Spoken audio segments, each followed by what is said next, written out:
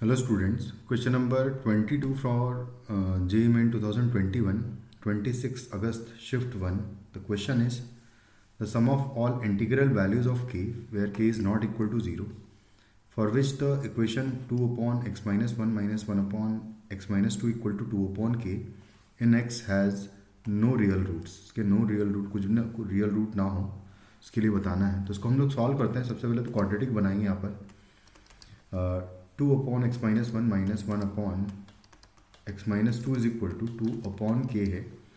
तो इधर एलसीएम लूँगा तो यहाँ से आ जाएगा x minus one into x minus to, तो ये हो जाएगा 2x minus four and minus यहाँ पर आएगा माइनस एक्स प्लस वन हो जाएगा इज इक्वल टू है 2 अपॉन के।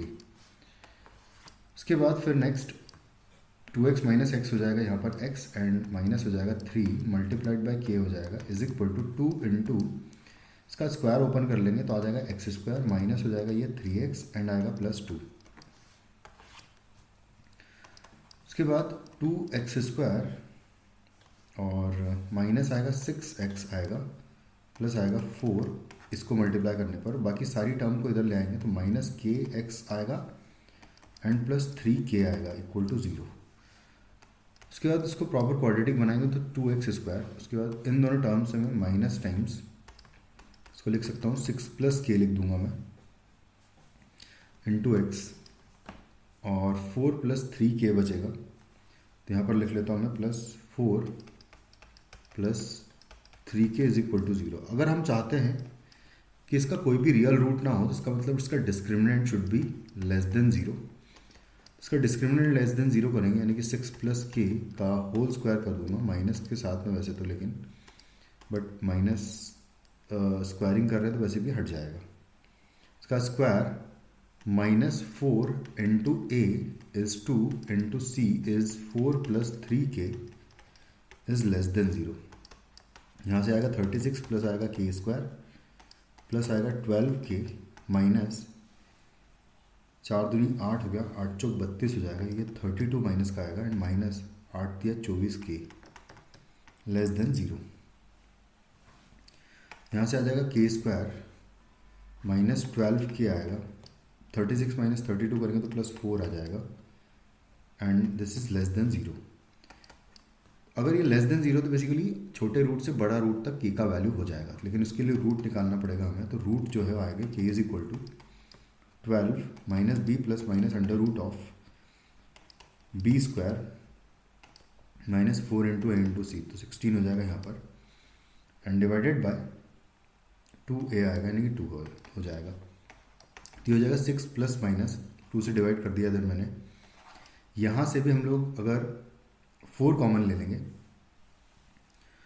तो 2 बाहर चला जाएगा, और बल्कि 2 क्या यहाँ पर तो देखो हम लोग 16 पूरा बाहर ले लेंगे अगर, या फिर पहले सॉल्व भी कर लेते हैं। तो यहाँ पर अंडर रूट ऑफ बचेगा क्या एक बार वो देख लेते हैं। तो 144 माइनस 16 करेंगे अगर तो 14 माइनस 6 इज़ 8 और 3 माइनस 1 इज़ 2, तो 128 आ जाएगा।